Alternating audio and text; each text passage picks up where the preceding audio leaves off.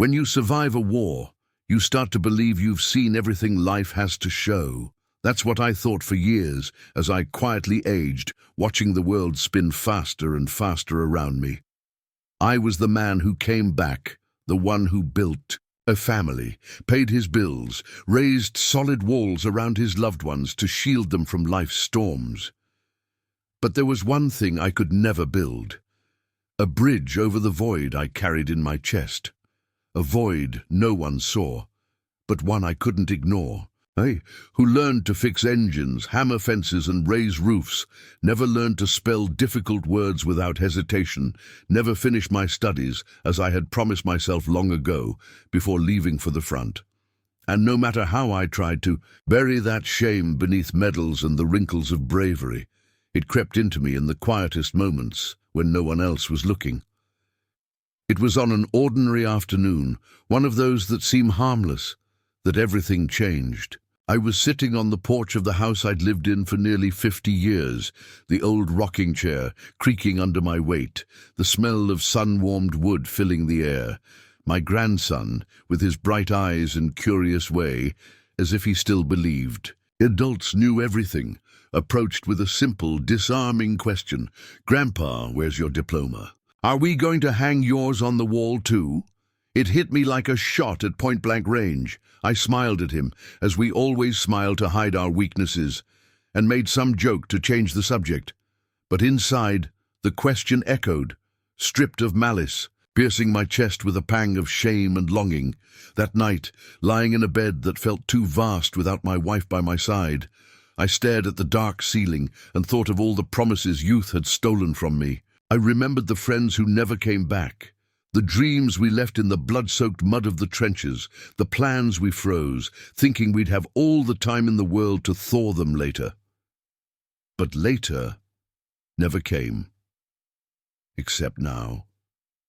Now I was old, yes, but not dead. And as long as blood still ran through my veins, I could still honor that part of myself that had been left behind. So, in a surge that felt younger than I was, I decided I would go back to school. At 80 years old, because sometimes the only way to close a circle is to return to the point you never should have left. I thought it would be easy, I confess. I figured I'd just fill out a form, sign my name with the same calloused hand that once signed enlistment papers, and that would be it. I'd be back to studying, like picking up an old hobby. But reality was different. Everything felt strange, distant, disconnected from my memory of how life used to be. The paperwork was done online now, not with clipboards and carbon forms. The computer, with its silent buttons and glowing screen, felt more like a challenge than the decision to return to school itself. I found myself sitting in front of that cold machine, the cursor blinking as if mocking my hesitation. I wanted to give up right there, to return to my rocking chair and convince myself it was better to respect the natural course of things, that some windows, once closed, shouldn't be reopened. But then I remembered my grandson's gaze, the simple, pure hope he carried when he asked about the diploma, and I realized that if I gave up now, I wouldn't just be abandoning a part of myself. I'd be teaching that boy that some dreams have an expiration date. And I wouldn't carry that weight. I took a deep breath, asked a patient neighbor for help, and between mistakes and embarrassed laughs, I managed to enroll. When I received the enrollment confirmation, my hands shook as if I'd just been called to a new mission. The difference was that this time, the battle was against my own limitations, against time, against the quiet fear of failure. In the days leading up to the first class, anxiety gripped me in a way even the battlefields hadn't. Each time I looked at the calendar on the kitchen wall, my heart raced like a soldier about to cross enemy territory. I knew it wasn't just about learning. It was about facing the silent shame, the hidden loneliness, the ghost of time lost. And yet deep down, there was also a spark of something I hadn't felt in a long time, a stubborn, almost childish hope that maybe, just maybe, I was about to start a new battle, And this time, winning wouldn't just mean surviving, it would mean honoring life. The day arrived as all important days do, without ceremony, without warning, without allowing us to be truly ready. I put on the best shirt I could find, one of those we save for special occasions, as if the fabric could lend some courage to the man wearing it. I polished my shoes, looked in the mirror for a long minute, and saw reflected there not a war veteran, not the family patriarch, but a simple, vulnerable man, full of fears he didn't dare confess even to himself. I crossed the city feeling the weight of the years in every step, but also something new, a strange restlessness, like someone walking into unknown terrain where old weapons no longer served. When I finally crossed the school's doors, the smell of new books and waxed hallways hit me hard, bringing back memories I didn't even know I still carried. The clanging of lockers, muffled laughter, voices echoing in distant classrooms, everything felt the same and, at the same time, infinitely different. Eyes turned to me as soon as I entered the classroom. Young, so young, with fresh faces and eyes full of doubts I'd lived through 1,000 times. Some whispered, others just stared, as if trying to decipher what a man like me was doing there among them. My face burned, my heart beat erratically like in an invisible firefight. For a moment that stretched into eternity, I seriously considered turning back, fleeing, accepting that this world was no longer mine. But something inside me, something old and stubborn as the roots of an ancient tree, kept me rooted in place. I pulled out a chair, too small for my time-hardened back, sat down and opened my new notebook with trembling hands. The teacher walked in and began the lesson as if nothing were extraordinary, and maybe, I thought, maybe to the world I was just another student, another quiet presence among many. But to me, that simple act of staying seated, of opening the notebook and listening, was a silent victory, because in that moment I understood. Sometimes courage isn't about facing bullets or storms, but about staying, even when everything inside you begs you to give up. The first days were tough in a way I hadn't foreseen. It wasn't just the age difference, the pace, the references. It was like trying to breathe underwater in a world where I no longer spoke the language of those around me. The subjects that once felt solid as stone now came wrapped in digital. Formulas, concepts that moved faster than my eyes could follow. Technology, that old silent enemy I'd avoided for so many years, was now the foundation of everything. Online lessons, assignments submitted through portals with names I could barely pronounce. I sat in the back of the room, trying to decipher, not just the subjects, but the new code of youth, their way of speaking, thinking, looking at the future, as if it were an endless road and not a thin thread, ready to snap at any moment. There were moments when the weight of shame nearly crushed me. Every wrong click on the computer, every naive question I asked that drew stifled smiles from my classmates, was a cruel reminder that I was a man from another time, trying to survive in a world no longer made for me. Sometimes I caught myself staring at the classroom door, wondering if there was still time to leave quietly, to accept that perhaps I'd made an unforgivable mistake, believing life still had room for new beginnings. But something stronger than fear held me there, something with roots deeper than wounded pride. It was the realization that if I gave up again, this time there'd be no second chance. It wasn't about learning algebra or writing essays. It was about honoring the boy who once dreamed of being more, and the man who promised he'd never surrender, even in the face of the impossible. So I stayed, day after day, mistake after mistake, silently deciding, between one embarrassment and another, that this battle was worth fighting too. It was on one of those mornings when the burden felt heavier than me that I met her, a young woman sitting 2 desks ahead, always with her shoulders hunched, as if carrying an invisible weight that didn't belong to her age. Her name was Emily, and her quiet presence caught my attention not because of the hushed whispers around her, but because of the silence she inhabited. It wasn't the silence of shyness, but the kind life carves into those who've seen too. Much too soon. Our first interaction was clumsy, as it often is when two such different worlds collide without warning. I dropped my books, trembling hands, tired eyes, and she, without a word, knelt to help me, her eyes meeting mine for a brief second that said more than any words could.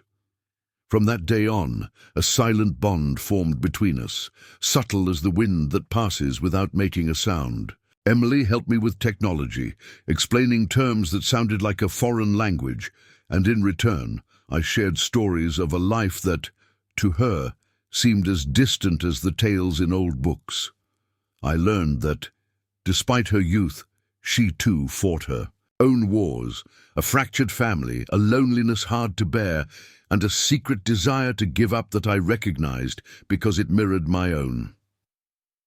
In our quiet encounters, between one math question and another, something beyond friendship was born.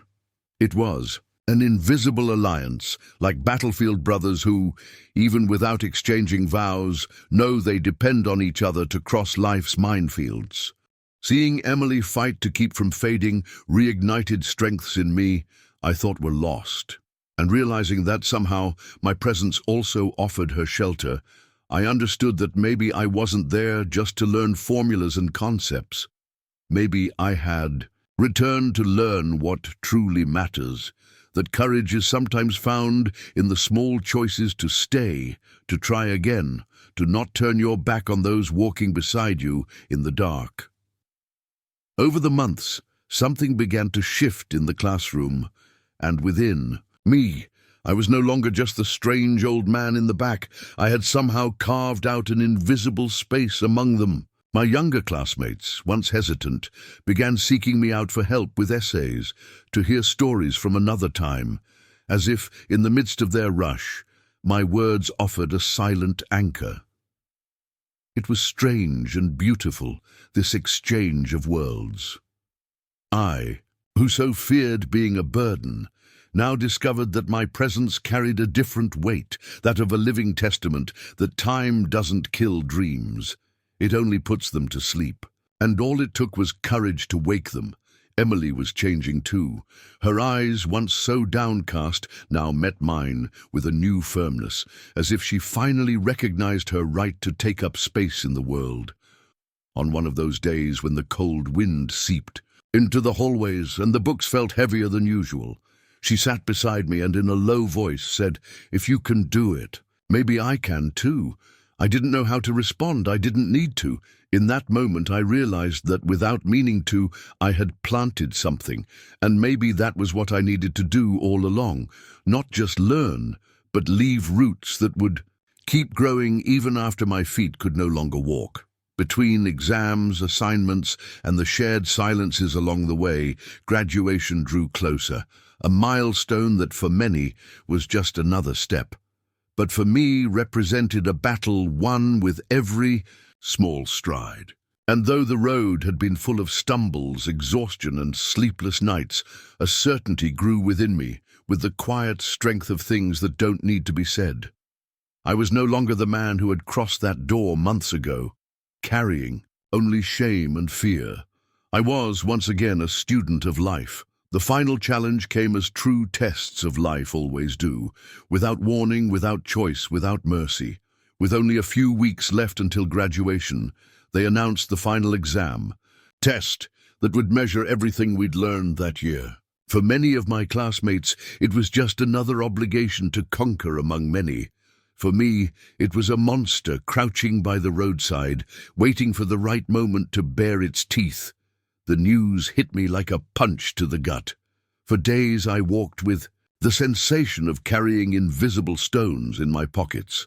My heart, which already knew too much about defeat, began to betray me, whispering old doubts. What if I failed? What if, after all the effort, the end was just another confirmation that I was too old to start over? I began studying like a soldier preparing his trench. Methodical, weary, but determined. Each page reviewed was a battle fought against the ache in my bones, against a memory no longer as sharp as it once was, against the suffocating fear of disappointing not just myself, but everyone who now looked to me as a symbol of some forgotten hope. Emily helped sometimes, breaking down complex terms into a language my tired mind could grasp, other times simply keeping me company in silence, as if understanding that some wars must be fought alone, but refusing to let her comrade march without. Witnesses. As the exam day approached, the weight inside me grew, mingling with memories of other tests, other battlefields where I also thought I wouldn't survive, and did. And it was by recalling those old days, when the only choice was to move forward despite fear, that I clung to the one certainty I had left. I might not have the quickest answers or the sharpest memory, but I still had the courage that life, however harsh, had never managed to strip from me. And that, I now knew, was what would carry me to the other side. The exam day dawned grey, as if the sky itself carried the tension weighing on me. I rose earlier than needed, unable to find peace in bed. I put on the same shirt I'd worn on my first day of class, as if it could somehow remind me of the man who had the courage to cross that door when everything in him trembled with fear. On the way to school, each step echoed on the empty sidewalks, blending with the sound of my own thoughts, doubts, memories, silent promises that had brought me this far. When I entered the classroom, the smell of new paper and stale coffee enveloped me again, familiar and uncomfortable as an old scar. My classmates, many of them, laughed nervously, sharing quiet jokes to ease the tension. I sat in my usual spot, the back of the room, where I could see everyone without being seen. When the test was handed out, the words before me seemed to swim on the page, blending into each other like startled fish in a murky lake. Panic threatened to take hold. My hands trembled, sweat beaded on my forehead, and for a moment I thought all the effort, all the struggle, would end there, on a blank sheet. But then I closed my eyes, took a deep breath, and, in an impulse that came from deep within, I remembered who I was. I was the boy who had to abandon books to don a uniform, the soldier who crossed foreign lands unsure if he'd see the next dawn, the man who lost friends, dreams, and still endured. When I opened my eyes again, the words still danced, but now I faced them head on. One by one, I tamed those questions, not with haste, but with the patience of someone who knows victory lies not in speed, but in endurance. Each answer written was like planting a flag in the ground, not to prove something to the world, but to prove to myself that, even after everything, I could still fight, and I could still win. The result didn't come immediately, but deep down I already knew that test, which had seemed an insurmountable wall, had become just another road conquered. When the teacher, with quietly proud eyes, handed me the paper, marked with a grade more than sufficient, something inside me broke and rebuilt itself at once. I didn't cry, not there, not in front of everyone, but each heartbeat was a silent tear washing away years of guilt, shame, and fear. Graduation was scheduled for a simple afternoon without great fanfare, and I went expecting no applause, no more than the quiet joy of having kept a promise forgotten by time. But upon arriving, I realized it wasn't just mine. There was something bigger than my own victories. My grandchildren were there, their little hands waving in the air like makeshift flags, shouting my name without ceremony, as if I were a hero. Emily was there too, smiling with the shyness of someone who understands the depth of an invisible triumph. And as I climbed the few steps to the stage, feeling every aged muscle protest, I realized that the diploma in my hands wasn't made only of paper and ink. It was made of all the nights I resisted fear, all the days I chose to stay, even when the world felt too vast for me. When they asked me to say a few words, I hesitated. I'm not a man of speeches, never was. But there, standing before so many young faces with roads still ahead, I understood that some truths don't need embellishment to be profound. So I simply said, with the steady voice, life had taught me to carry. It's never too late to fight for what still lives within us. And in that moment, as timid and sincere applause filled the small auditorium, I knew with the simple, solid certainty only years bring, that I hadn't just finished a course, I had rewritten my own story. Today, the diploma rests in a simple frame, hung on the living room wall beside old black and white photos, medals worn by time, and the smiles fate allowed me to keep. It's not the piece of paper that matters. It's what it represents. Every time I pass by it, I'm reminded that there are silent battles few see, and those are the ones that shape who we truly are. My grandchildren grew up hearing my stories, but now, when they speak of me, they don't just talk about the veteran who faced the war. They talk about the grandfather who, even after a lifetime, chose to start again. Sometimes I sit on the porch where it all began, the old creak of the chair rocking my thoughts, and let my gaze drift to the horizon. I think of the friends who didn't return, the dreams the war nearly buried, the defeats I collected like invisible medals, but above all, I think of the boy who once promised himself he wouldn't let life pass without fighting for what mattered. Maybe it took me a lifetime to keep that promise, maybe, but I kept it. And deep down, I know that's what matters, that courage has no age, that new beginnings belong to those bold enough to defy time, and that the most beautiful stories aren't those where we win quickly, but those where, despite everything, we choose to endure. And I endured until the end.